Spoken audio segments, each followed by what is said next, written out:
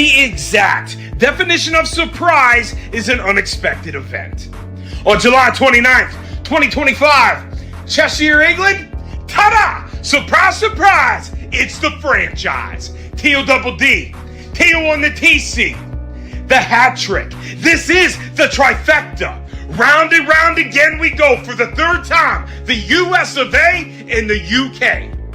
This time, it ain't gonna be Katie bar the door. No. This time, by the end it'll be, sir, can we have some more? In the 60s, you gave us a British invasion. On July 29th, 2025, podcast and tall boy will be the perfect equation. This isn't about jealousy. This is about securing a legacy. By the end of this, I promise, you will remember me.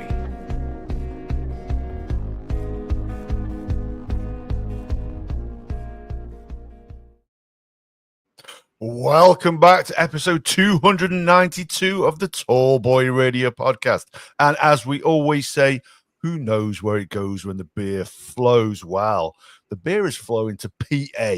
And before we get to there, before we introduce our guest, and it's been a while, we'll tell you just how long it has been as well. Gaz.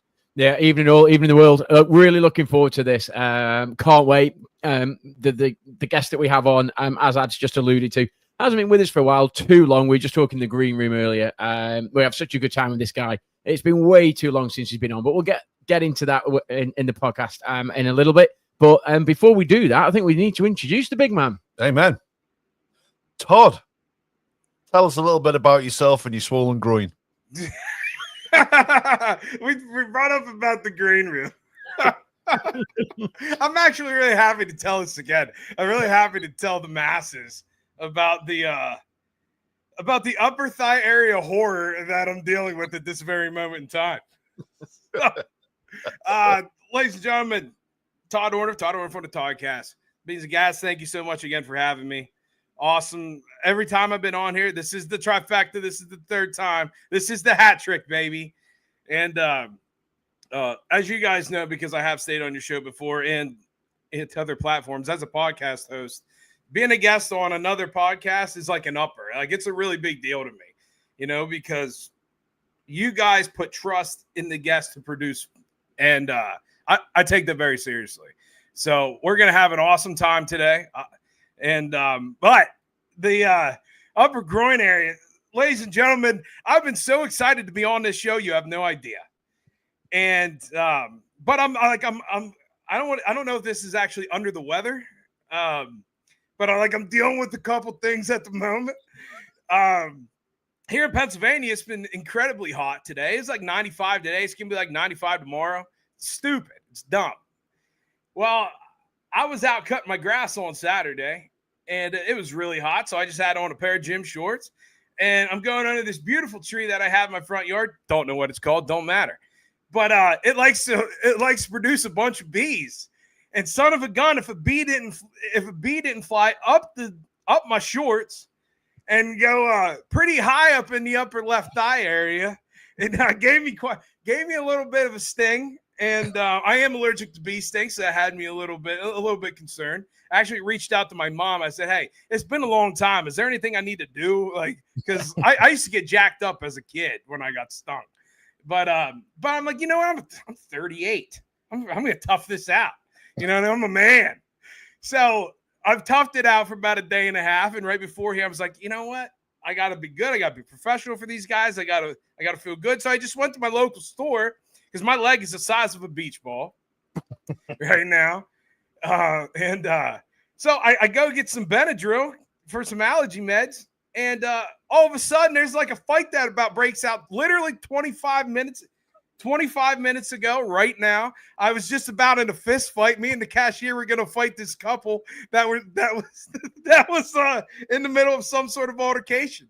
And I looked at the cashier. I said, "Look, I used to get paid to do this. I don't get paid to do this no more." But it was a little hairy. There's a big size difference between the two, so I figured I might have to step in. But I made it on time, so we're good. True professional. That's why we invited you on. I'm never late for an appointment. I'll tell you that much. Amen. But yeah, we had to get that in about your swollen groin. He was, I think, Dude, I think Yeah, the listeners need to know so about bad. that. But do you know we said it's been a while since you've been on. Do you know just how long? I'm gonna say what it's 2025. I'm gonna say 3 years and 2 months. Yeah, it's pretty much on the money. Yeah. Yeah. Is it He's really? about right. I swear to you, I didn't look. Is that about right? May 22. How you doing?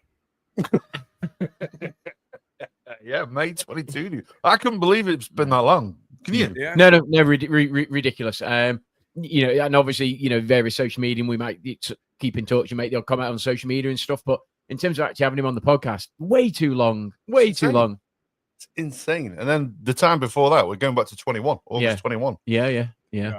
That was I mean, that first one was incredible. That first one was one of my favorite, genuinely one of my favorite sort of episodes to record. It was amazing. It was brilliant. First time we sort of hooked up, we met, and it was an absolute pleasure. It's been a pleasure ever since, really. As I say, it's been too long since you've been back, man. And you know, let's make sure that it's not another 2 and a bit years before you're on again. Now, but you know what? I will take all the blame and all the credit for that because, you know, you guys know how hard this stuff is to, you know, like, you know, I won't be late for your guys' appointment, but like sometimes if I have something planned or whatever for my show, sometimes I just got to 86 that because of life. Yeah. And I've had so many things go on in the past year, you know, cancer within the family. I've had deaths. I moved, like a whole slew of stuff. You know what I mean? And sometimes it's not exactly be like, all right, I'm gonna plug this mic in and what's up?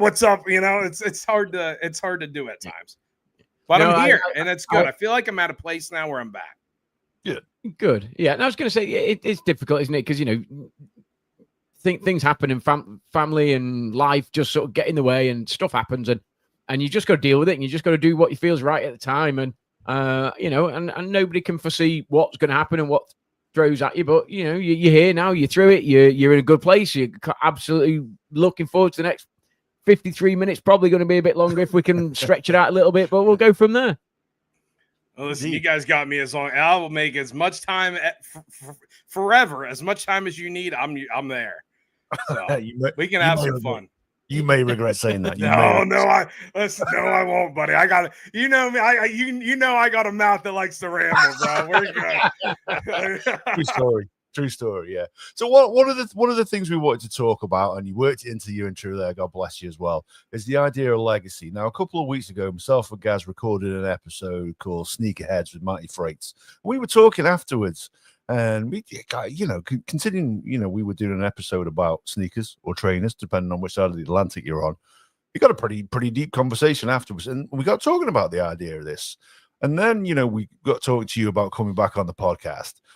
And I thought the idea of legacy plays well into it because I've seen you share stories and the importance of, you know, leaving something behind for your kids to understand a little bit about the person who you are. And I've seen you do that. And it's fantastic to see what you do with the level of that. Honestly, it is.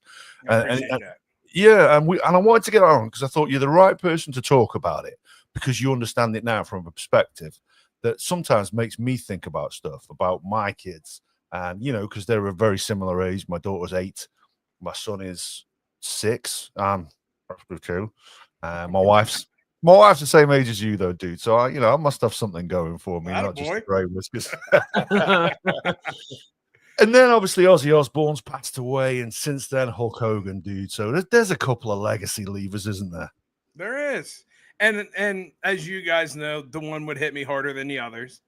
You know what I mean? Just because of my general interest, what I trained in. And like, honestly, that's why I love every time I'm on here, like, I do one of those promo intros for you guys. And it's cool because like it takes me back to like why I started this. You know what I mean? Like having no confidence to talk or whatever, but yet always wanting to feel like I had to walk through a curtain to like counter my speech and my stuttering and all this stuff. So like I'm so thankful that you let me do that every single time. Oh, we love it. It was when Beans sort of said, "Oh, Todd's fired over an intro," and I was like, "Oh, come on, then I've got to have to hear this." And he played it. I was like, "Yeah, Todd's back. There he is. He's the man."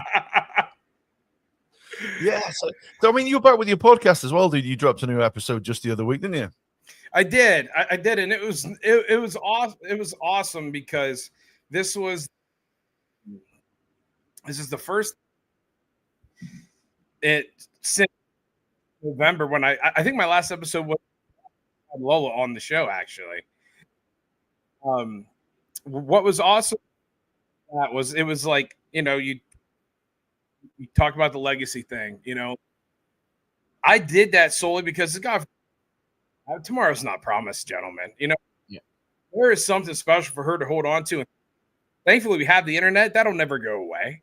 You know, she'll always be able to find that and like always be able to hear Daddy's voice, one, and hear like, you know, how much I genuinely care. You know, but the new episode, yeah, it was awesome. 15 it's now 15 years since I stepped on the microphone as a podcaster. And actually, podcasting wasn't even a term. It was internet radio. Yeah. So at 38 years old, I'm like officially an old head, you know, because like it wasn't even a thing yet. No.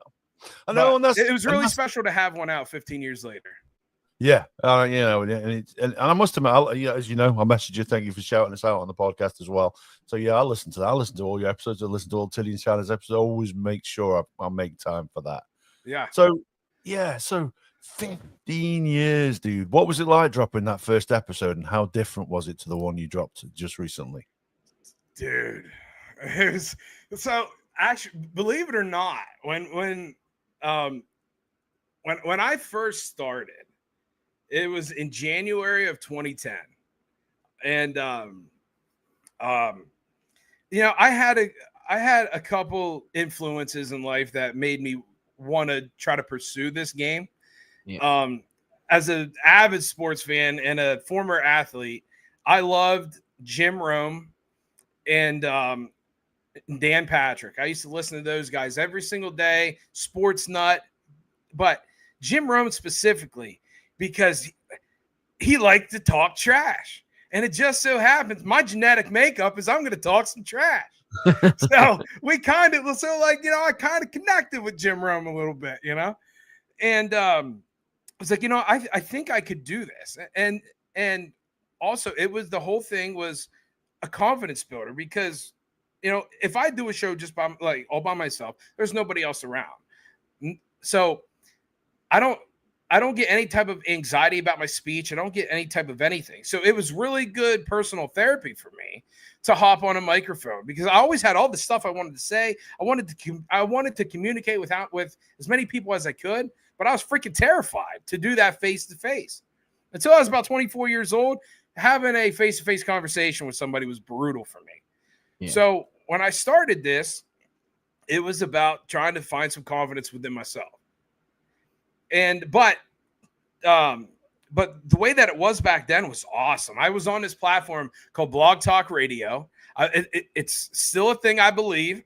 I've since ventured off of that, but you used to be able to do an hour show for free. It didn't cost you a dime. Yeah, to go an hour, and everything. It was live. You had a switchboard on your screen that came up where I had a phone number. I was taking phone calls from people. It was the coolest thing ever. And it was like to get that much in 2025 and it'd be free is not possible. No. It really was it really was way ahead of at time. Yeah. And I'm so thankful that just one day I was like, you know what, I'm going to try this. I'm going to do it.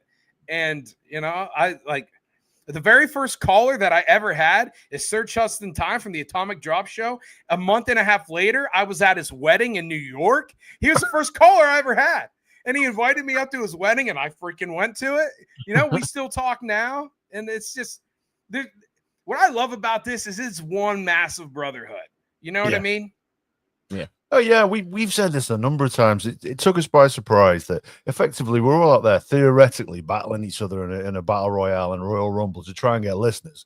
However, what you don't find is people aren't competitive with you, they actually bring you along, don't you? And we've made so many friends doing this, haven't we, over the years? I mean, it's been incredible, and to say episode 292 that we're on at the moment, you're thinking, crikey, when we started back all those years ago. Well, I mean, obviously Beans sort of started really a little bit before me, then invited me on, but you think all those years ago when you start, no way we're going to get to 292, and no way we will get to listen to in 70 plus countries and everything that goes along with it. And there, I suppose, in a way, the accolades, but I don't do it for that. I do it because I get to meet people like yourself. I get to meet people from different walks of life, from different countries, doing different things. And we've said it a lot before now. I do it really, and we do it just to educate ourselves, to expand our own minds, to meet different people, different philosophies, different ideas, different thoughts. And I was asked a question today just about that. If you summed up your podcast, because it hasn't got a theme, and it hasn't got like a niche, and it's just you do one thing one week and the next thing the next week. Absolutely, that's absolutely why we do it, because we absolutely love doing that. We love meeting people from different walks of life, doing different things, and people that are passionate about what it is that we invite them on to talk about, which means that then they have a platform to talk about what they want to talk about, and we just give them that opportunity. And that's, for me, that's why I do it, and that's why 292 episodes in. And it's not for the listeners. And as Adam said, we've had loads of shout outs, we've had loads of follows, we've had loads of, retweets, comments, all of that. And you throw that all together, and it's been a heck of a ride. It genuinely has been a heck of a ride. Loved every minute of it. Absolutely no plans to get off the train at any point whatsoever. So, long may it continue. But that's why I do it. Just to meet guys like you, meet guys like other people that are part of the podcast family, and effectively share the wealth. Indeed. And one thing we need to do as well, we'll give a shout out to Johnny Simon when we segue into this next section, though, dude. So you started off like a solo podcaster, same as I did, and it's difficult. It's difficult to sit there and put the content together, isn't it, dude? Dude, it's so hard. Like, it's so much easier to bump and feed. That's a wrestling term, but I use it every day. But it's so much easier just to bump and feed off of somebody, to be able to come up with something and try to keep it interesting and not bore yourself, by the way, because you're the only voice that you hear. It's not easy. It's difficult. Yeah, it is. It is really difficult. So like you say, you're talking to yourself. You've got to keep it going. If I'm lagging on something to say, I've got Gaz here next to me to jump in and say something. Yeah. Like say, and Johnny Samo, you had with you for a good long while, is always going to say something funny. Irrespective whether it's meant to be funny or not, it's another matter. But he's going to say something funny. Dude, he's Southern. I'm not. Like, the contrast of styles was phenomenal. You know what I mean? The first time he said britches to me, I had gave him like a kind of like, huh? What the heck is britches, bro? It was awesome. I'm so proud of that dude. Because he used to question, oh man, am I doing good? And I'm like, yeah, honestly, I think you are. I think he's the biggest people person I've ever met. Every time I'm with him in person in public, there's not an actual autograph line, but I feel like there could be, because many people know the guy. And he's just, I genuinely, I just told him this like a few weeks ago, just like how freaking proud I was of him, because I think the idea for his show is unbelievable. I think Average Joe's Hunting Podcast is phenomenal, because I am so big on audience interaction. That's why I do the fan questions almost every episode, and why I've done shows live on social media platforms. I like the interaction with the audience, and his is nothing but interaction with the audience, and he does it so well. Him, Mike, and Chris, they do an awesome job, and it's such a wonderful, wonderful idea. Just, you don't need the superstars all the time. You need the loyal and faithful. That's what you need, and that's how you grow, and that's how you succeed, and they're killing it. I'm so proud of those three. Yeah. Oh, yeah. And we're excited to be able to announce that he's going to be on the podcast. Well, not for a while, because we're booked up, I'm afraid, till mid-September now. But yeah, so Johnny's coming on in mid-September. That episode will be out on the audio, I think, round about, well, the way things are going at the moment, about October, because we've got about 4 in the chamber ready to release at any one time at the moment. We're backing up because we're hitting the holiday season here. I'm off on my holidays. Gaz off to Poland. He's off to Ireland. So, you know what I mean? We need a few that we got recorded to release while we're away on our travels around the world. So, yeah, so in terms of that then, dude, so you had Johnny Simon on, and like it was a great show. How difficult was it then to go back and do it as a solo podcast? Oh, it was really hard because you get used to, that type of that type of banter. But at that time, though, like I was also taking a break. Like I almost stopped. I had a lot of life changes at the time, and I don't know if you guys have ever felt this way, but sometimes it just feels easy to feel burnt out when you're, just when you're running hard at this stuff, and then you just got everything outside of the show that, that job, kids, bills, like all these things that like you got to take care of all the time. Then, oh, by the way, I got to record yet tonight too. Well, I'm sorry. It's like 10:30 at night and I got to get something out today, and like, I do all the post-production and all that. So like, that's, try being a stutter and doing post-production. That sucks, but like, so, sometimes an hour and 20-minute show will take me about 3 hours because there's like 487 in there. I'm getting better. Actually, I'm doing good right now, so I'm not going to jinx myself. I get that with him. Anyway. I remember the first. I say the first time, quite a few of the first few episodes, really, and I was a little bit And Adam was like, dude, you're going to have to stop doing that. You're going to have to learn just to speak because it's taken me fucking ages just to edit all all the ums and likes. Yeah, that's it. Yes. Absolutely. Yeah. Yeah, I think his record was something like 7 ums in a 14-word sentence. That's, what? That sounds like a t-shirt. Yeah. I'm trying to get that's better. The challenge. The challenge. I like that. I like that a lot. Yeah, no, we do it unfiltered now. So largely, I'll snip the end, I'll slip the top, cut a few gaps out, then just send it out as it is. And if you don't like it, you don't like it. But it's great again, and I can't imagine really you and Beans at the start doing, a solo podcast. It would sort of frighten the life out of me, really. I mean, I can talk probably like you, Todd, perhaps not as eloquently as yourself, but I can talk a lot. But the idea of doing a solo podcast terrifies me just because I've got Beans here and you got that bounce off each other. And as I'd said, if he's struggling for something to say, or I can fill, if I haven't got a fact, but Beans has, he can fill. And it's just that bouncing off. And then when we have guests on, it's great because then you add a third person in or a fourth person, depending on if you've got a couple of guests at the time. And all of a sudden, it then just becomes a conversation. And it doesn't seem forced, and it doesn't seem, as though you're trying to stage anything. It just feels pretty natural. And it would have absolutely terrified me to have done it effectively solo at the start. So, I mean, fair play to yourself, Todd, obviously Beans at the start and stuff. So, I doff my cap to you. Well, I appreciate that. You spoke about, people asking you what your show's about, right? Yeah. So I get this all the time. I started a new job about 1.5 years ago. And, like most of the people now know that, hey, Todd's a podcaster.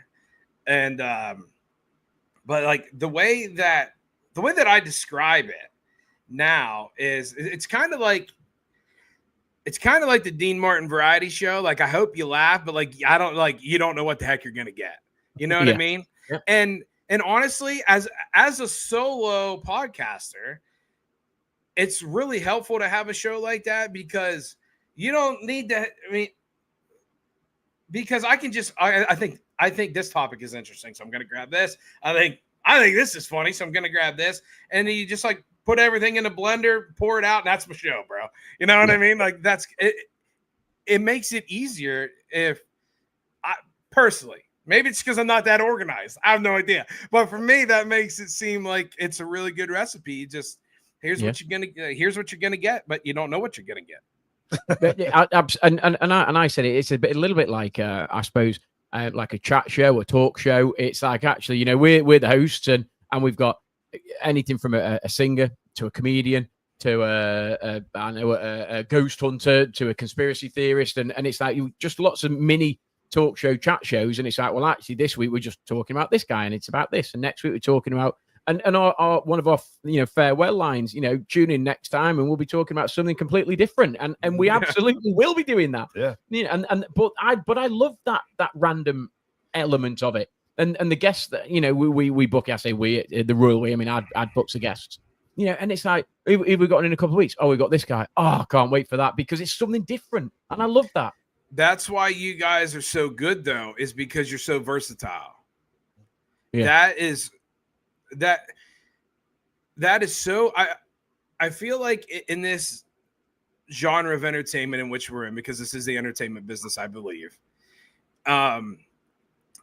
Sometimes it's hard to be different because everybody's on a microphone, right? Everybody's on a microphone. They got to try to figure out a way to be different. It's extremely difficult, but that makes you guys extremely versatile, and that's why you guys are so good.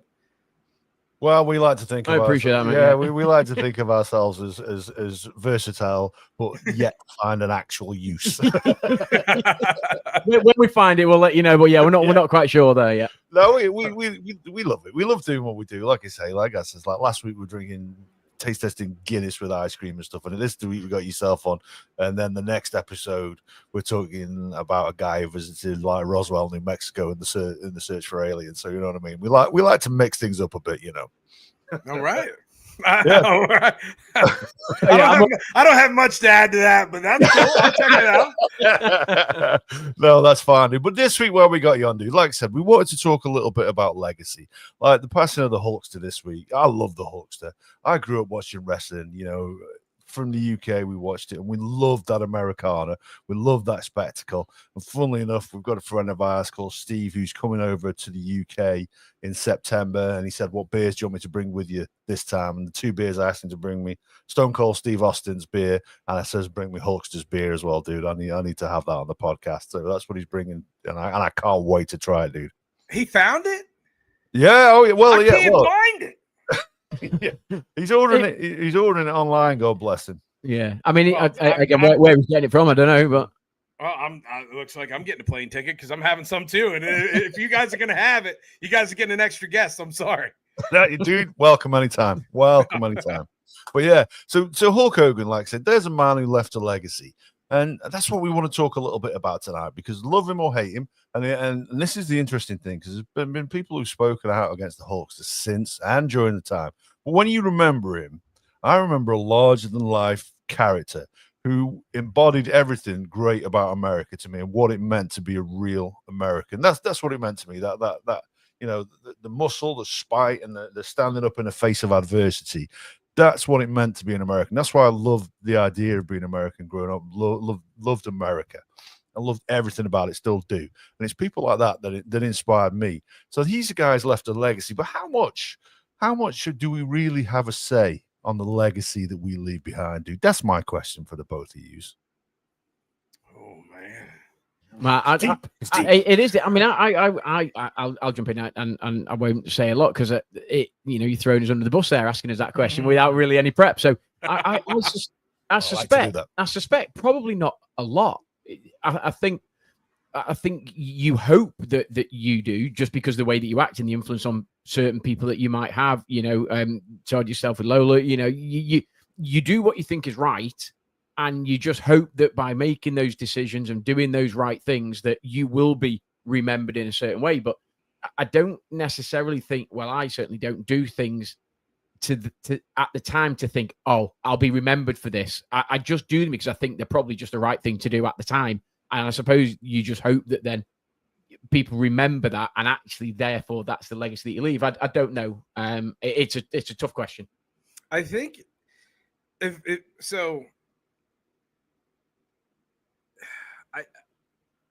I kind of believe that it's not really. Isn't it up to the court of public opinion?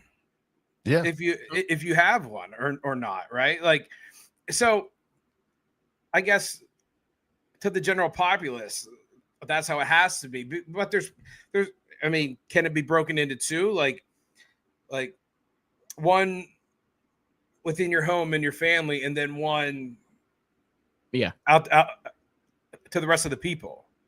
You know, like I that's part of the reason why I did that episode with my daughter, is because, you know, she'll always be able to have and hear like how much daddy freaking loves her, you know, like she won't just have to think it, she'll be able to hear that, you know. So in the terms of two, if there would be two, you know, I think it's moments created like that possibly for the family, and then, you know, just to the rest of the world, try to be a good guy, try to help others, you know, smile, say hello, hold doors. Like it's not hard.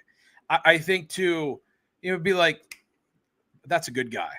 You know what I mean? I think people make it harder on themselves. I think probably everybody in the world's a little bit guilty of that at times, but I think it's just honestly up to the court of public opinion. Yeah. And I think, look, you know, I don't know, obviously, the people that are around you. You know, I have an opinion of lots of people. I think, you know, my opinion of you would be, you know, you're stand up, straight up, really nice guy, genuinely loves his daughter, will do anything for her, creates all these memories for her. And I think that goes along with it as well. It's you mentioned that you know, you had her on the podcast, you had her on the episode, but just from looking at, you know, your social media and stuff, you know, you absolutely do everything for her, and she will remember that. And this is where, you know, for me, looking in the outside to yourself, it's like, he's a solid guy, he's a stand-up guy. You can tell he absolutely loves his daughter, like, unconditionally, and that's what you'd be remembered for. And I suppose if I'm looking at that and seeing that, then again, would the other people, general populace, see that? Maybe, yeah. I hope so, you know. But I think you're probably right. I think you just do what you think is right at the time, and hope that has a positive impact on people. Indeed.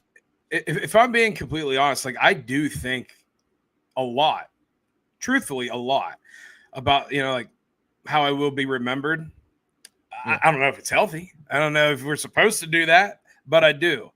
And I think a lot of that comes from, you know, being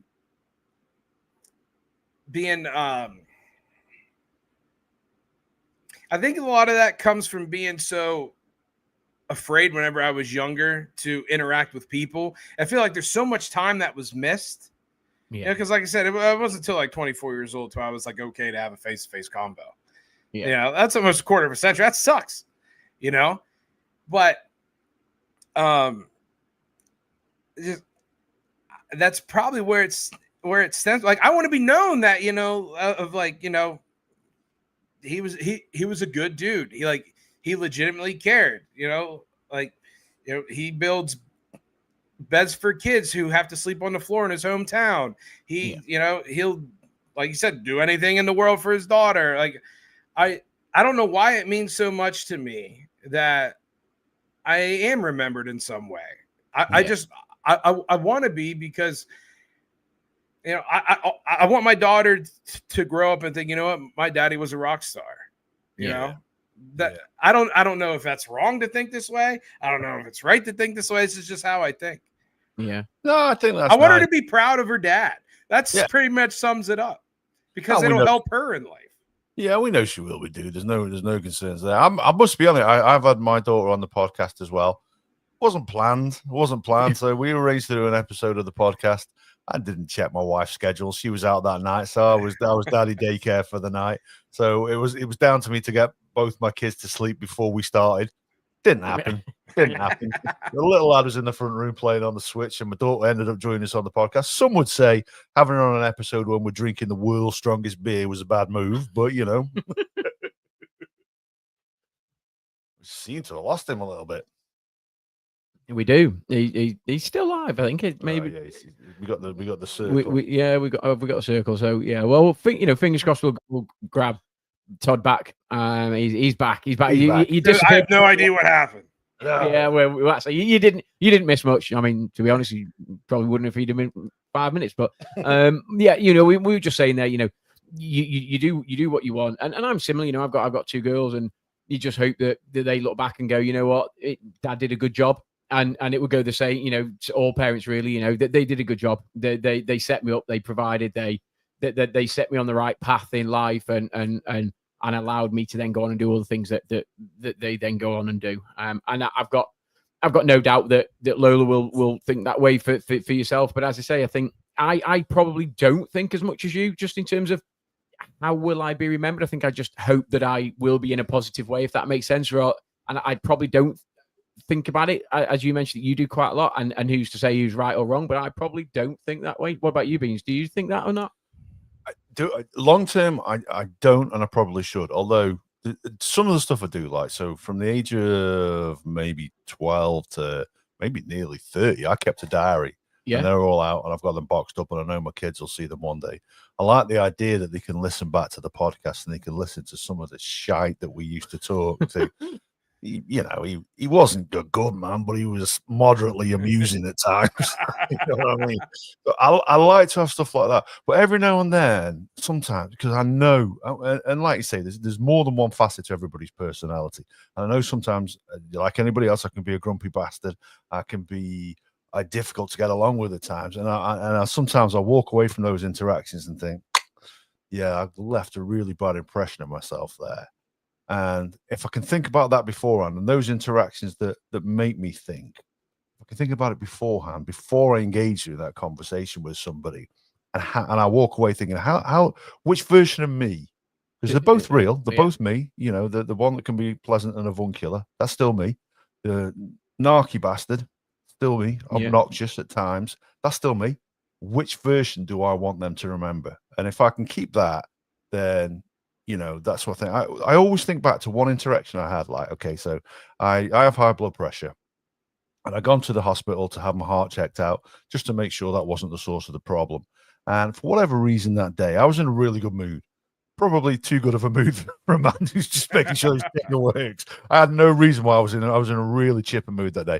But we went to the doctor, had a great time, had a conversation with him, and I left, and I didn't think anything about the interaction. And then I had to go to the doctors afterwards to pick up the results to have the discussion with him. And the nurse who was speaking to said, what actually happened at the hospital? I was like, well, what did an ECG, did a few other things. Why? He says, well, the note on here doesn't really mention too much about what they said. Just the doctor, right? What a pleasant man you were to deal with. What a fun conversation he had. And then he just said, his heart's fine, there's no problems. I was like, wow. And that stuck with me. That stuck with me, that the guy had taken his time to write that about me. Yeah. And that's the impression I left on him. And the impression I left with him is a really good guy. I really enjoyed the conversation. We had a great chat. I can't even remember what it was about, to tell you the truth. Yeah. But it's those interactions which I do think are important. Will that guy remember me now? I seriously doubt it. But at the time, it was a great interaction. And it's those little interactions with people I do think are really, really important, whether we're remembered for them or not. The general impression that perhaps we give people of ourselves, it's on us. Yeah, absolutely. Yeah.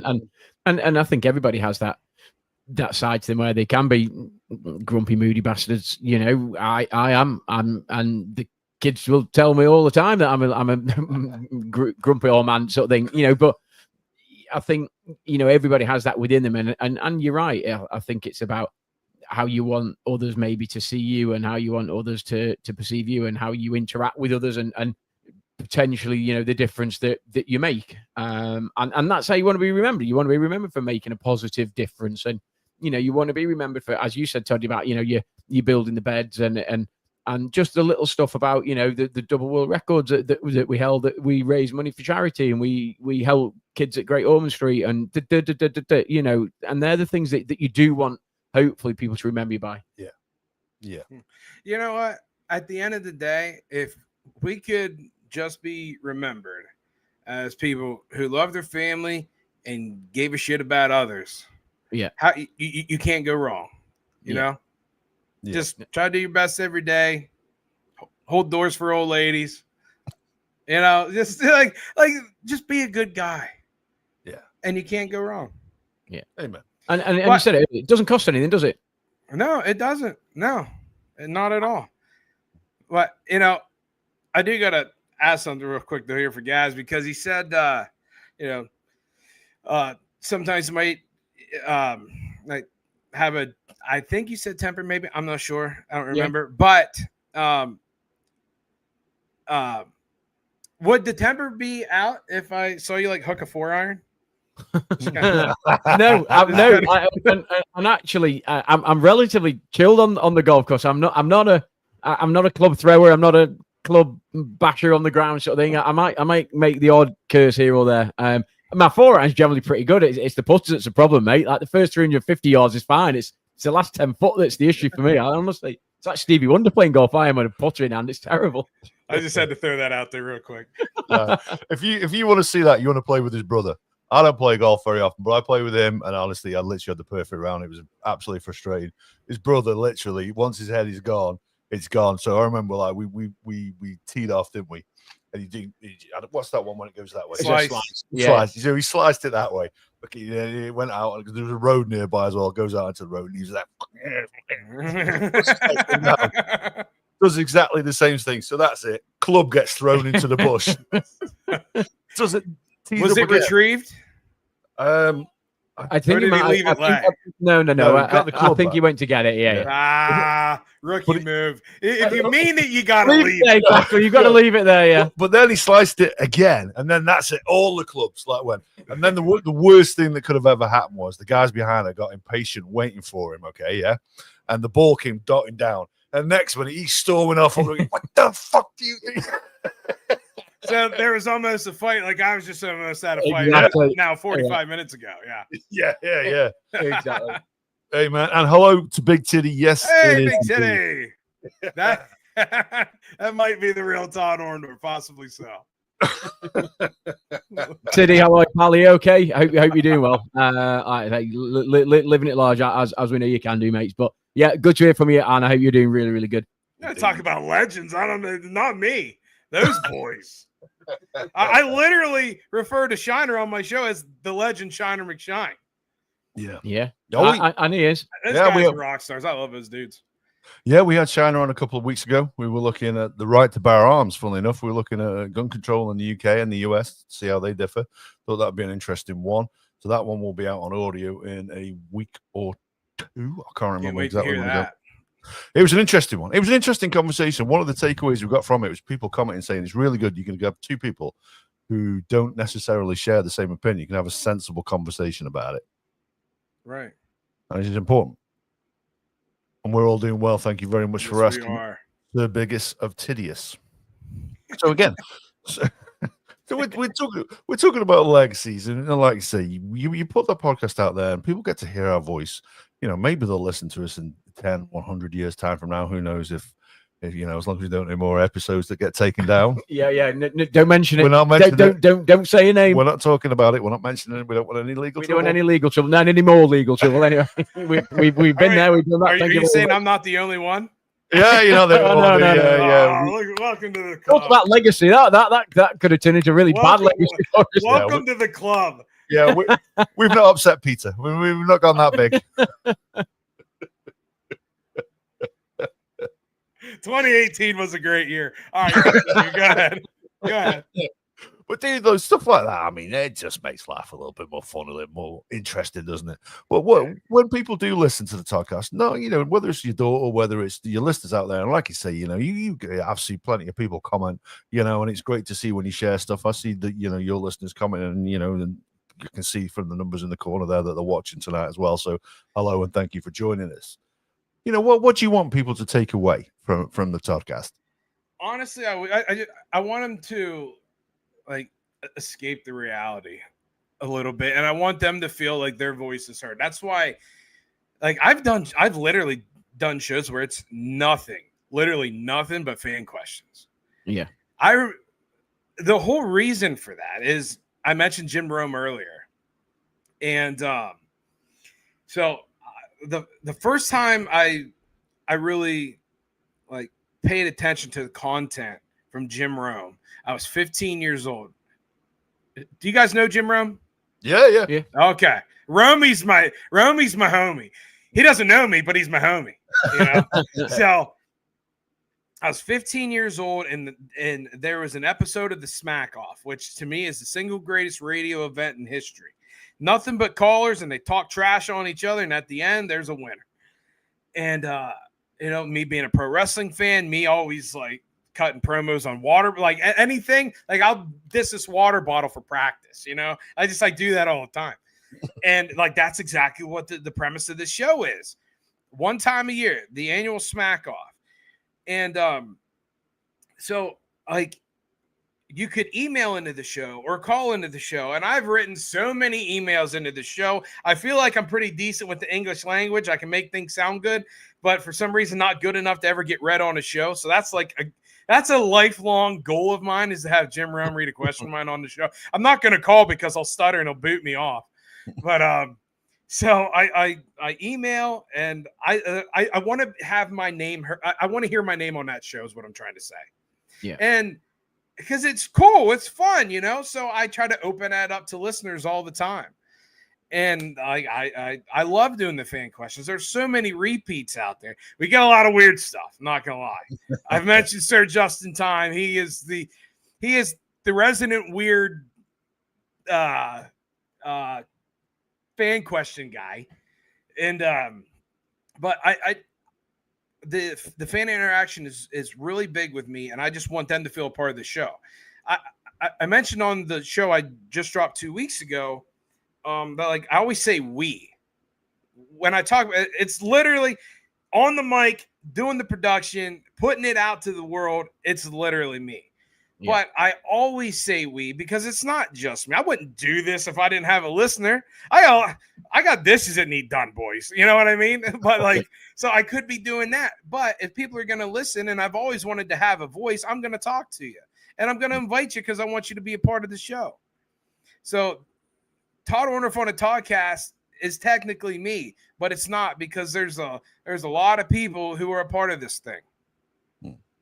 Well, that leads me to my next question then, dude. So, the people that we are on the podcast, I like to think we're authentic. I like to think it's us. I'd like to think if anybody listens to this and knows me in actuality, they would say, it's not that different.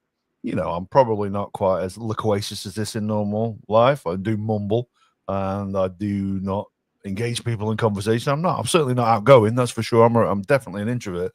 But I like to think anybody who watches or listens to us, I'd say that we're authentic to the people that we are. How close is the real Todd Orndorf to T1, the TC? How different is Todd Orndorf from the franchise? So there is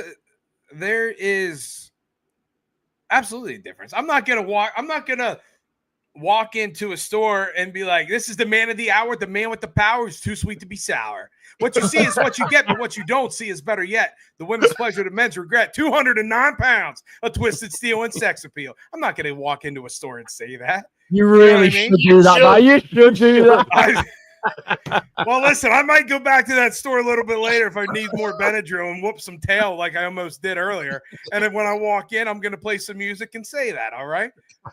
But so I'm so glad that you asked that question, because I thought about this today. Like, I wonder if people really think that, the guy on here is the same guy off of here.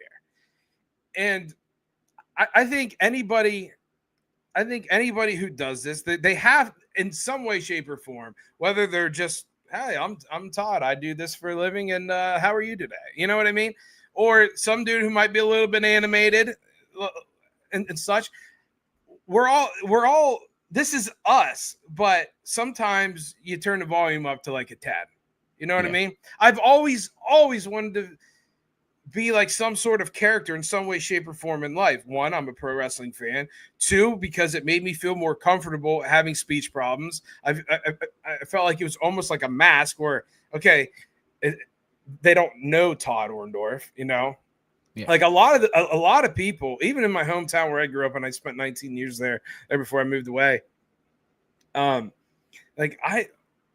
If I'm being honest, like I'd never really let a lot of people know like who I am, just because I verbally wouldn't allow that, So is there a difference in the two? Yeah, I'm not going to go and shout stuff like I do. I'm not going to go cut Donnie Smith down all the time, and and all this stuff. But like at the end of the day, it's me, but I'm also, I believe this is the entertainment business. Yeah. I don't want to sit here. I don't want to be monotone. I don't want to be bland because that's not me. I don't know how to do that. I feel like when I press record, I feel like there's a curtain that opens up and be like, okay, showtime. Yeah. Does that make sense? Yeah, it makes total sense. Absolutely. I've legitimately, like, I spent the majority of my adult life in the casino industry. I'll put that out there to the world. And I did that to physically force myself to interact with you, to interact with strangers, right? That's what I did because I had to get over this. But Todd Orndorf was freaking terrified. However, T.O.D., the guy walking through the door, he was like, let's go. How are you? You know? Yeah. And that's kind of the same thing here. There's a curtain and it's time to perform. That's just my genetic makeup. I was an athlete, so there were eyes on me then playing. I was in the casino business. I was a dealer. So guess what? Eyes are on me. I got to perform. I want to do this. I want to perform. I want to be a professional wrestler. I got to perform. Yeah. But I think, yes, you dial it up a little bit and you might go up to 10 on the dial. But Todd Orndorf and T.O.D. still have the same principles, the same values, the same beliefs, the same core basis. You would never do anything as T.O.D. on a podcast that contradicts what Todd Orndorf would know, love, cherish, etc., etc. Yeah, you might dial it up, and yeah, you might have a persona, but your core values, your core beliefs, your core, just the core being of you is still that same person, isn't it? It's just that you notch up a little bit. Like, you would never be an alter ego that goes so against who you really are as a person. Some people will, and some people you might get that, and the wrestling industry, you get people, the bad guys as such, and they might be genuinely stand-up guys, but they play a persona as such. But it's slightly different when you look at it like that. But, I would never say anything really on the podcast as Gaz from Tourboy Radio than I would as, Gary Pickford. I still have the same beliefs, the same values, principles. Absolutely. You just might turn it up a little bit. You might, and I'm not saying you might be a little bit more controversial. You might ask a little bit more probing questions. For example, people that we've had on, whether it's magicians, flat earthers, pole dancers, conspiracy theorists, whoever we've had on, you might ask the odd probing question that maybe you might not in real life as such, but you have to do that because you have to tease out of them the reason that they're on the podcast, and therefore you want that interaction, as you've just said there. So I think your persona might change slightly, but you as a core person is still exactly the same. Absolutely. Same values. And you got to remember, like, if your show's not entertaining, guess what? Nobody's going to listen. Yeah. If my show's not entertaining, guess what? Nobody's going to listen. Yeah. You know what I mean? And, the same beliefs that I speak of on here. Yes, that is me. Just the delivery might be a little bit different. Correct. I still hate Donnie Smith, whether I'm on here or not. I still hate that guy. That is a core belief of mine.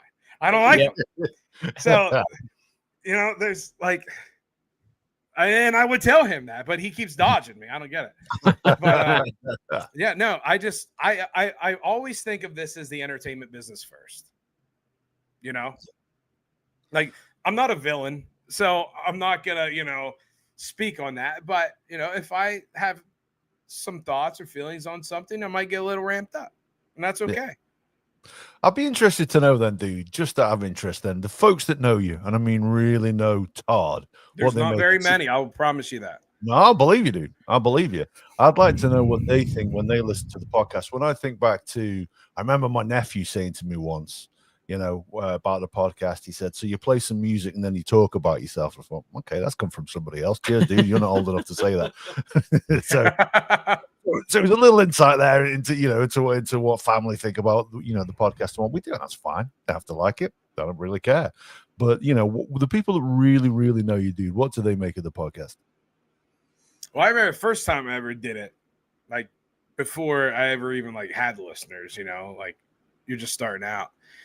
I remember hearing, and I won't say who it was, but it was a family member, and said, why on earth would anybody listen to you, dude? So I have no idea. It's just something I want to try. But if I'm being honest, there isn't much discussion about it. I know that I'm heard. I do know that. I do know that family listen, but also like I don't ask like, hey, what'd you think of the episode? No. Yeah. I don't ever do that.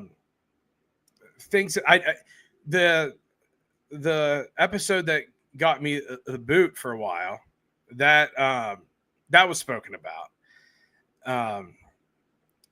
Just like because I was in a weird situation and I didn't know what to do. You know what I mean? So like I physically brought that up, but it's really not talked about. I wish I had more of an answer, but I really don't talk to my family about it. No, that's fair enough. Well, I don't really either, to be honest with you. I don't think my wife listens. Well, my wife does. Both my daughters have, and my eldest daughter will comment and comment on the last episode and stuff, and she, I suppose, in a way, sort of gets why we do it the way we do, because she has certain interests, and some of the guests that we have on she absolutely loves. Some of the guests that we have on she really doesn't like, and she will tell me, no, you'll be fine, don't worry about it, dude. But so some of the ones, and whether that's just because of the content or maybe their delivery, and I don't know, or they, and I'm not saying boring, but is it flat? Is it not anime? Is it not entertainment? Are you not entertained and all of that sort of thing? So. But she will tell me, she'll say, oh, I listened to it back and, oh, that was great. And I love this bit and I love that bit. And she'll say, actually, that was a bit shit. And I didn't listen to it all. But I think she's probably the only one that would openly talk. I mean, obviously my younger brother knows that our podcast, he will listen every now and then, but doesn't really say anything. You're younger, John listens quite a bit, doesn't he? So I think, as you said, I think we're heard. I think our families sort of listen. I mean, I know my wife doesn't. But she gets it. She absolutely gets why I do it and why we do it. She gets 2 hours apiece on a Tuesday night. Absolutely. That's it. She kicks me out. That's what it is. You go and talk about whatever it is you want to talk about for 2 hours. Leave me alone. I was like, all right, okay, fine, I can do that. I'll tell you one thing, dude. We need to mention the real legacy, dude. Legacy of Leather. Did you want to tell us about that, dude? Yeah, I have no problem doing so at all. I've been leathercrafting longer than people know. I've been doing it for 3 years, and I didn't want to post. It's hard, right? It's not easy to make stuff look pretty. I'll tell you that in that field. So I've been doing it for 3 years, and like the only recipients of my stuff has been like family. Because it might be too embarrassed to give to somebody else, you know what I mean? But I wanted to reach a certain level in craftsmanship and then be like, okay, let's see if people want stuff. Just something to try. Since December 9th, I haven't had a day. I haven't had stuff to work on. So it's like, it's been going really, really good. I'm super thankful for it. It's very time consuming. I will say that, but making stuff out of leather, and like I've never been an artist. I can't freaking draw. You kidding me? I can't do anything like that. But all of a sudden, like I just ended up having a knack for this, and it's fun. I can listen to podcasts while I do it. I can throw the AirPods in and just go to town and create some really cool stuff that people thankfully are liking a lot. No, I've seen a lot of the stuff you do, dude. It does look cool. It does look like it takes a lot of skill to produce, if I'm really honest. It's very tedious. It is extremely tedious. Like, I just made a holster for a coworker last week, and he was showing other coworkers, and there's a basket weave pattern on it, right? And everybody was surprised that like I had to hand stamp each individual basket weave. Wow. And there's probably 400 on this thing.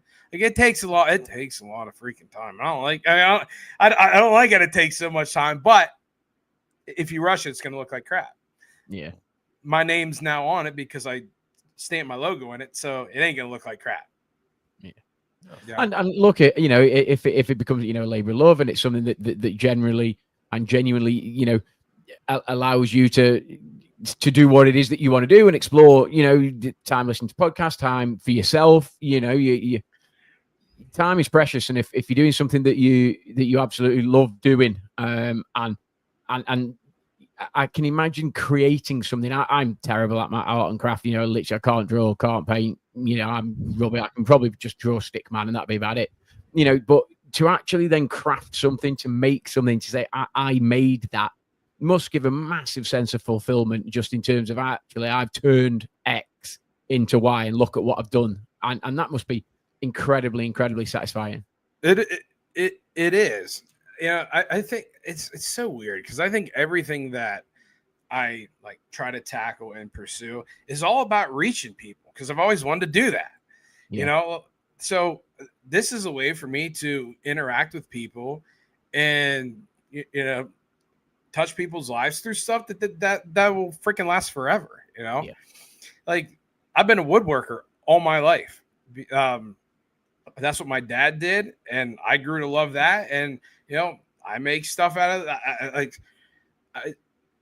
It's just another way for me to try to reach people. I like, you have no idea how much I wanted interaction with people in life and just couldn't get the guts to do it. Yeah. And subconsciously, this is probably just the way that I get that. Yeah. Well, I'll tell you what, dude, if you can figure out a pattern, I don't know how it works. I really don't know how the leather industry and how you produce it, but if you can figure out a pattern to produce a darts case, you produce one, dude, I'll gladly pay for it and pay for it to be shipped over to the UK as well. Oh, what, a darts case? Yeah, a case to hold darts. It's done. Yeah, cool. Done. I freaking love darts. By the way, how competitive are you guys? Yeah, really competitive. I am. Yeah. Well, it goes without saying. Yeah, I'm pretty competitive. I'm not at all, and it really pisses him off. You're not at all. I'm like, let's play. I bet I'll beat you. And he's like, yeah, I really couldn't give a shit whether you do or whether you don't. I'm like, how can you be like that, dude? Yes, thank you. That's how I am too. Let me tell you something. I work with a couple guys that are around my age, and I'm really thankful, because there are a lot of talkers too. Just like I am when it comes to competition. Like I'll trip my grandma in a race to win. I don't care. Like I'm getting the W. You know what I mean? Absolutely. Yeah. So, but it just so happens. Do you guys play cornhole over there? Yeah. I mean, I don't personally, but yeah, it's just starting to arrive in some of the what we call like the game halls. So they've got like darts and they've got pool, sort of 8-ball, 9-ball, and then they've got cornhole in there and shuffleboard and that sort of stuff. I've got a cornhole set in my garage. Yeah, cornhole here is really big. Like, like if you got a bunch of people around and there's like a fire, people are drinking, there's cornhole games are going on. Yeah, I like you. Means I am an introvert. I don't really go out and like hang out, do a bunch of stuff. But this past weekend I did. My good buddy, his son, had a birthday party on Saturday. He's around the same age as Lola. So we went to the bowling alley, and my buddy, his brother, and his brother-in-laws were there, and we all worked together. So, of course, there's a little bit of trash talk because we were at a bowling alley. So, it looks like I'm going to kick you. I'm going to kick your boy's tail today. All these guys are from the same county. I'm from another county. So I'm like, you guys ain't taking down Center County, bro. Right. So there's just a whole bunch of trash talk. Just so happens I won both games of bowling. So I had a little bit of so I was able to say some stuff. Right. So then after the party, which, by the way, they've been talking about cornhole. So like the two brothers saying that that they can't be beating cornhole. And I play cornhole. No. I truthfully play cornhole like one time a year. I don't own boards. I've never made myself a set yet. Yeah. Too busy. But I'm like, first of all, it's not happening. You're not taking me down. I'll tell you that right now. Right. So it just so happens after this birthday party, everybody went their separate ways. I get a text message. Hey, I'm having a fire at my house. I'm probably going to bring the cornhole boards out. You want to come over? Checkmate. Yes, I do. So just those two brothers were there, and I didn't have a partner. Okay. These boys can't be beat. I'm just letting you know right now, their words, not mine. And so I needed a partner. My buddy, AJ, you're going to love this story. His wife was there. So I teamed up with his wife to play the two brothers who can't be beat First game, smoked them. Second game, smoked them. So today was our first day back to work after this party, and I made sure to let the entire facility know that those boys are a fraud. I, in fact, am not. So nice. Brilliant. Nice. Yeah, I like it, dude. I like it, though. Yeah, I used to. I mean, I haven't played darts. My kids are too young now at the moment, really. Trying to get out and play them in evening time is a nightmare, and trying to find time for it. I will get back to it because I love it. I love playing, but it doesn't bother me whether I win or lose. It doesn't bother me one bit. Man, I don't know how you live like that. I would go crazy. I'm honestly, Todd, I'm the same. I'm like, Jesse, how are you, buddy? Hey, right there you go. There's your proof, gentlemen. Yeah, but so if you listen to the audio version of the podcast when we listen to this back, Jesse says I can validate that those guys were talking mad crap on Todd Pryor. Pryor being the key word. That's right. Yeah, big TODD gets a big W. I think that's one of the things that we need to talk about. And those guys that can't be beat, well, yeah, you obviously haven't run into Todd, have you, before now? So there we go. They would have really sucked. I gave it back to him, but it really would have sucked if I lost because you guys know I can do this a little bit, and I absolutely was. Yeah, I mean, I must say this though, dude. I will always try and win. Yeah, but I'm not. It really doesn't bother me in the slightest. Value. He used to have a go at me on a Monday night when I would apologize to people for beating him. Yeah. I mean, I play darts and I still do. Don't really play on a Monday night now. More play on a Thursday. But yeah, I'm the same whether it's darts or whether it's golf. But it's like I am competitive. If I take something up, I want to be effectively try to get the best that I can be at that whatever it is that I do. Sometimes it works, sometimes it doesn't, and I hate playing shit. And if I play golf, I hate playing shit. And I play shit every now and then, play good every now and then, and it is what it is. You play golf, Todd, you have some good days, some bad days, Yeah. But I come off the course, and if I play shit, it's like for 10 minutes, I'm the worst company ever. I'm like literally like, I am terrible. And then after that, you're in the bar and you have a couple of beers with lads afterwards, and you sort of forget a little bit your bad mood for 10 minutes. But yeah, I'm horrendous. If I come off the golf course or playing darts and stuff, and I lose and I play. If I've lost and I play pretty well, then there's not much you can do. You can say, well, the other guy's better than me and fair play. But when you play shit, it's the worst thing ever. I hate it. Here's a question for you, gentlemen. Okay. So if let's just say that a buddy challenged you in a game of darts and be like, I'll bet you $20 you can't beat me. You beat that guy. Do you take his money or do you be like, that's all right, bro? No, I probably wouldn't take it. I'll be like, I'm a not taker too. I don't take. But the reason why I bring this up is because those cornhole boys, they want to play for money. Right. So, yeah. But I mean, I'm not one to take somebody's money that way. We'll if we're playing golf and stuff, that was like it was called like a roll up. There's been one on tonight, so then you might get 20 guys there. They might chuck in a $5 or whatever, and everybody puts it in, and then the top 2 or 3 might take $15-$20 each or whatever it works out at, sort of thing. But if it was just like I'm going to bet you $20 you can't beat me, and I'll be like, nah, you know what, dude, just forget it. It doesn't matter. Yeah. Right, put it away. Put it down to experience. You've learned something in life there. That'll be enough for me. Bragging rights are way more valuable absolutely. than a $20 bill. Yeah, no, absolutely. Especially with your buddies. We used to have a bet every year that the Steelers would have a better year than the Bears, okay? And he would double or quit it. I've never cashed it. Right now, I'm sitting on like a brand new Corvette. I was going to say, yeah, we talked about a car at the moment. It's like, oh my God. It's like, yeah, Jesus. But no, he's never cashed it in, and long may that continue. Yeah. Although with Aaron Rodgers this year, dude, you might just be winning it back. Oh, well, yeah. Listen, I'm 2.5 hours from Pittsburgh. I am a Steelers guy. I'm concerned. You should be. I know, and I don't want to admit that, but this is Todd Orndorf, not TODD right now. I'm really concerned about the Steelers, and it sucks. We're terrible. Oh. I'm excited for everything else that we've done and all the different moves and the other people that we brought in.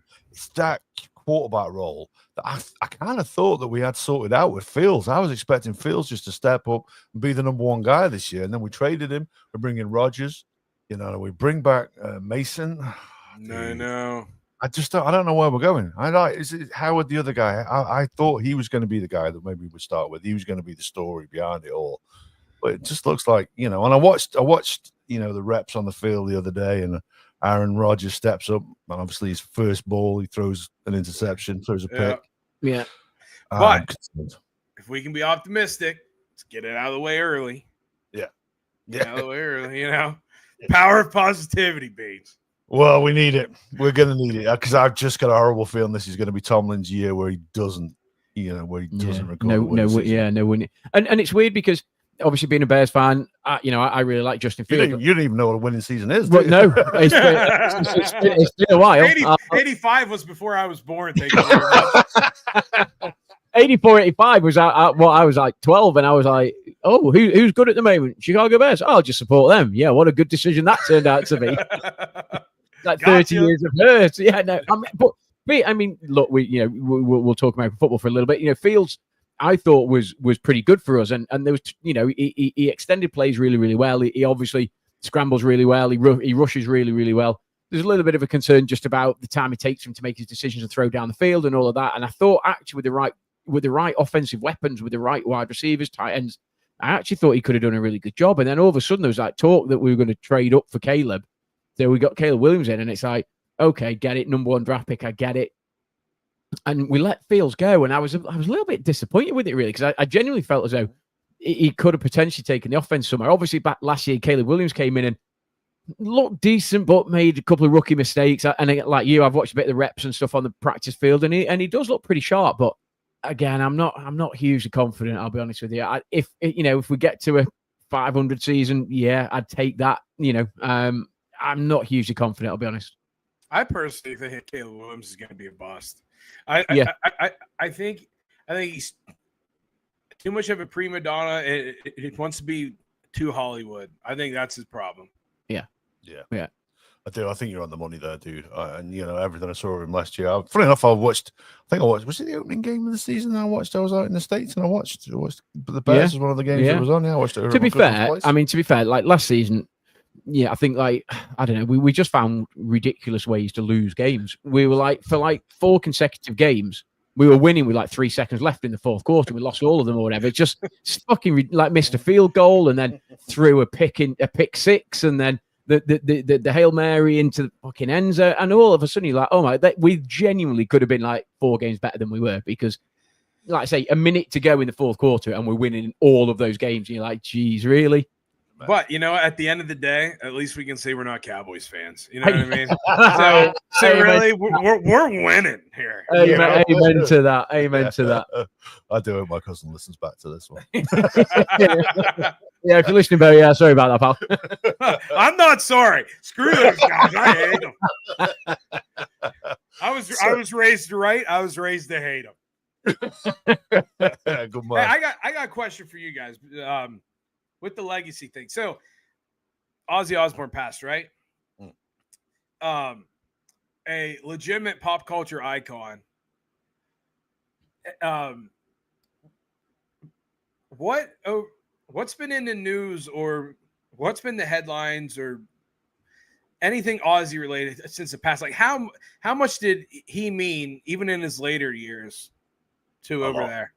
Yeah. There's been basically a real outpouring of people that only really viewed him as the legend that he is. You know, there's been very, very little negative press. I mean, obviously, there's people that brought up the famous story about he bit the head off a bat or whatever it was. You know, but even then, that it's been written that in a lovable way. It's like that's what he's remembered for. You know, type thing. Do you know what I mean? And I don't think there's been any negative stuff around him, but it all positive, and actually quite a lot.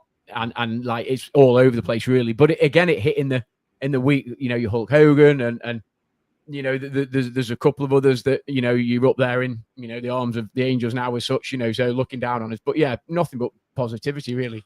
It's interesting, really, the timing of it, because about 2 weeks ago, I think it was, he recorded their farewell concert, the Black Sabbath farewell concert. Yeah, they're in his hometown, right? Yeah. So he's a Brummie. He's from Birmingham, so they went back and recorded Villa Park. Fantastic old stadium. If you're not familiar with that one, and the home of Aston Villa Football Club, and they went and they recorded. Actually, one of the girls I worked with went to it, said it was phenomenal. So it was absolutely fantastic. And then 2 weeks later, he passes.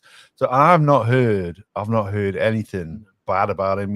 He is beloved in this country. Truthfully, I'm not a huge Black Sabbath fan. No, you know what I mean? No. And I didn't really, I never really got the Dark Prince stuff. But I could understand why he was a character, and he was, he'd be sadly missed. Fun enough, my cousin. Yeah, so he used to. My couple of cousins from the States. One of them used to live over here in the UK. He just moved back, but he lived in the same village as Ozzy Osbourne, and it's a very, very small village that he lived in. Yeah, it's a really nice village. Yeah, it's called Jordan's, and so I need to speak to him, see if he's got any Ozzy Osbourne stories. I'm sure he'll have one or two. Yeah, and and funnily enough, my brother managed care homes. He used to manage care homes before he does what he does now, and one of the care homes that he used to manage is a house that used to belong to Ozzy Osbourne. And taking it back to the bat story, the loft was infested with bats that they could do nothing about because it was a rare species. Yeah. So they weren't allowed to get rid of it. The bats were allowed to live in the roof of this care home. They just had to make sure that it didn't get down into, What? Yeah, I know, word of a lie. Yeah. And they had a room for the staff to sleep over with, and my brother woke up one morning to find a dead bat in his sink that had drowned. That drowned? Yeah. Wow. All right. Yeah. I mean, I'd rather drown than get my head bit off. So, yeah, I think we all would. Holy cow! Yeah, no, it's like I'm always extremely interested in perception of celebrity, I guess, right? Yeah. And with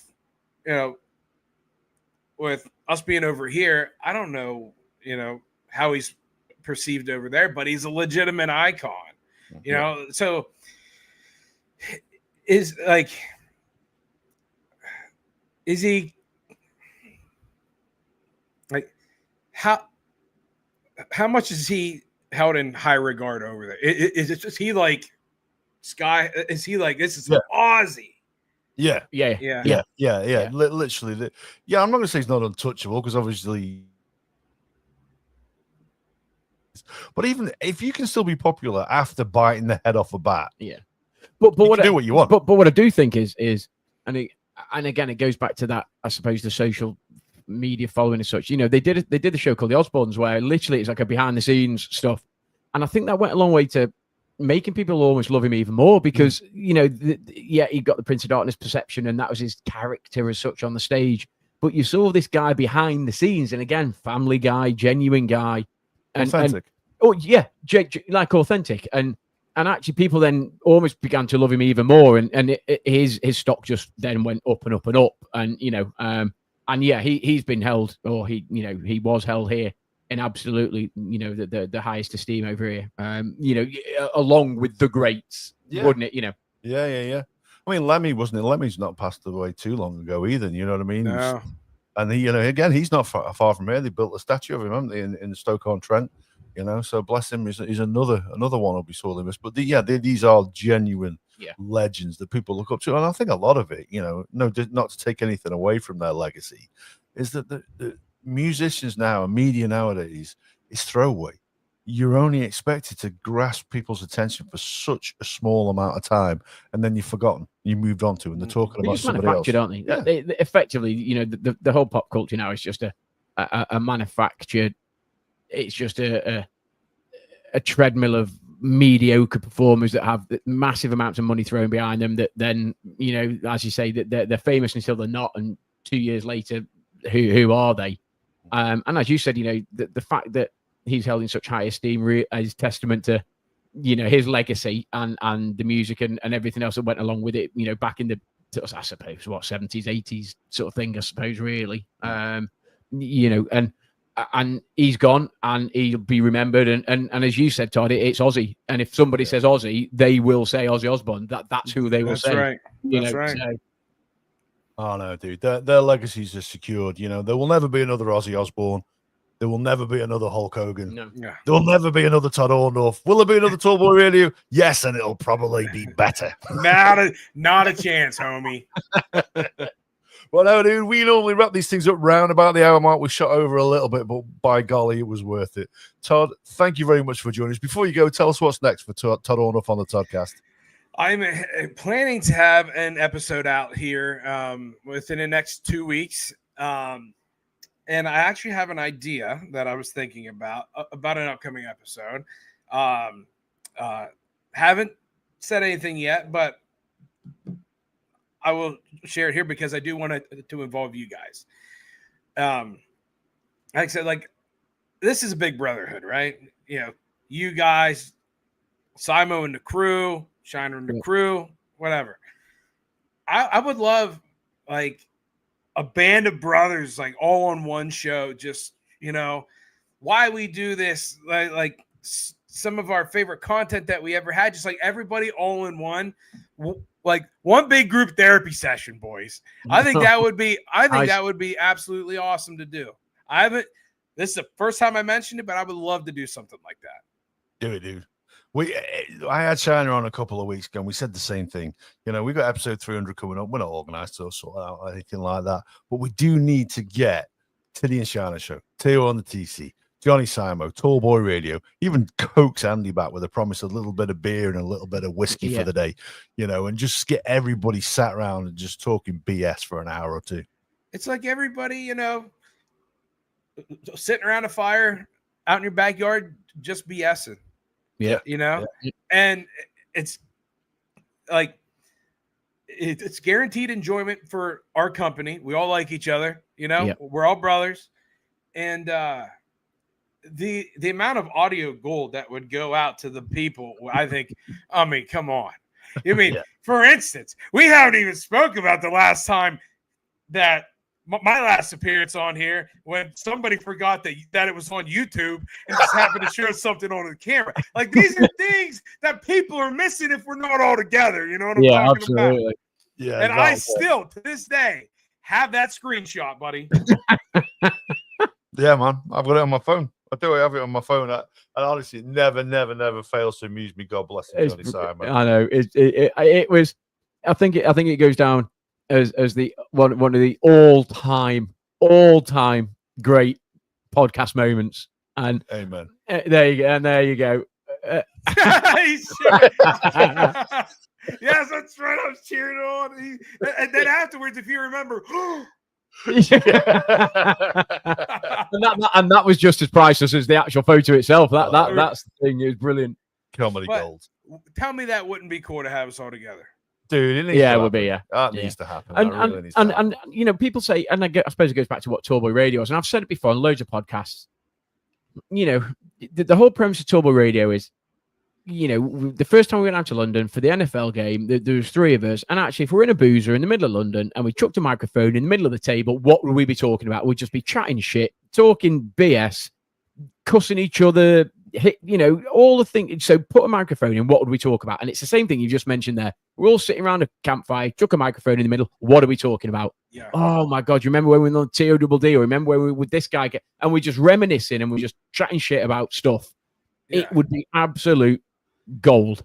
It would. And like, anytime I have somebody on my show, I never called it an interview. Because it honestly, I just want to feel like you're on the other side of the table with me and we're just having a conversation.